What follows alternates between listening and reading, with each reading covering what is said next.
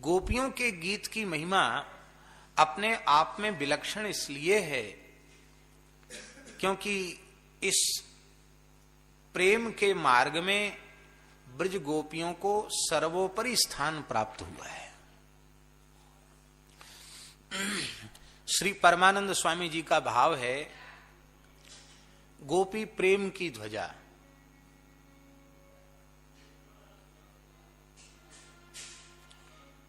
गोपी प्रेम की ध्वजा, गोपियां प्रेम की ध्वजा हैं। प्रेम का महल है, मंदिर है।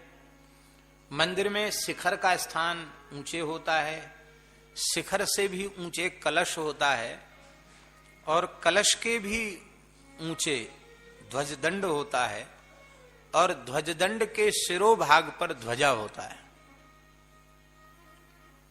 तो जैसे किसी भी महल में, मंदिर में ध्वजा का स्थान सर्वोपरि होता है, ठीक उसी प्रकार से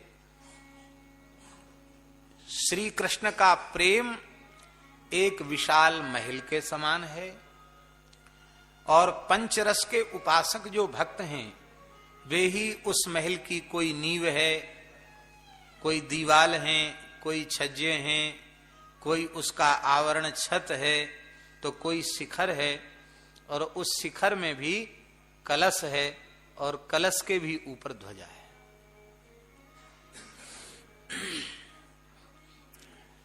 शांत रस की भक्ति को इस प्रेम रूपी श्री ठाकुर जी के श्री महल का आधार स्तंभ माना गया, आधारशिला माना गया।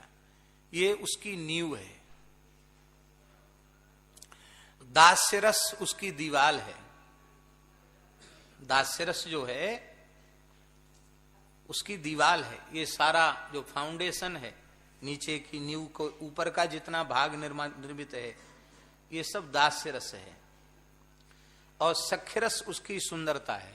कंगूरे, छज्जे, ये सबसे गवाक्ष, ये सब जो है सख्य रस है। और वात्सल्य रस जो है वो उसकी छत है, छाया है। तो बड़े बूढ़ों का हाथ बच्चों के सिर पे रहता ना, तो ठाकुर जी के सिर पे कौन रहेगा? बड़े बूढ़े के हाथ रहेंगे। तो वात्सल्य रस के उपासक जो हैं उस प्रेम रूपी मंदिर के महल के छत के समान हैं। और माधुरी रस के उपासक जो भक्त हैं, श्रृंगार रस के उपासक जो भक्त हैं, वे उसके शिखर के समान हैं। और उस श्रृंगार रस में भी जो परमई कांति भक्त हैं, वे उसके शिखर के कलश के समान हैं।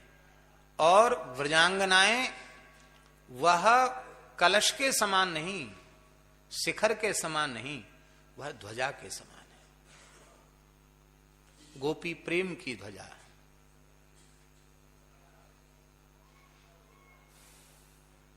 श्याम बस कीने उर्धरी श्याम भुजा। कैसा है, याद है?